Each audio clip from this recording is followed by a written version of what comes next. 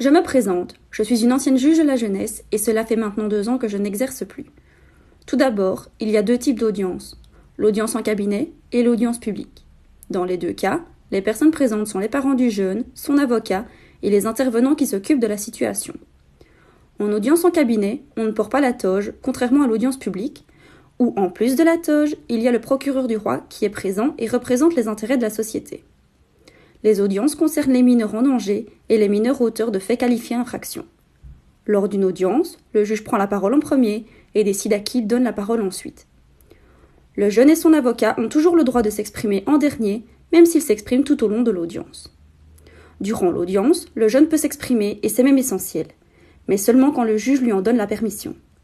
Les mineurs de moins de 12 ans, à l'époque où j'étais encore juge, n'étaient pas présents aux audiences et étaient représentés par leur avocat. Dans le cadre d'un projet de sortie, l'avocat peut avoir plusieurs rôles. Il peut être seulement celui qui porte la parole du jeune ou faire part de la position de son client et de son avis. Il peut arriver que l'avocat ne donne que son avis, mais seulement si le jeune ne peut pas s'exprimer. Le juge prend alors une décision qu'il pense être dans l'intérêt du jeune, même si parfois c'est à l'opposé des envies de celui-ci.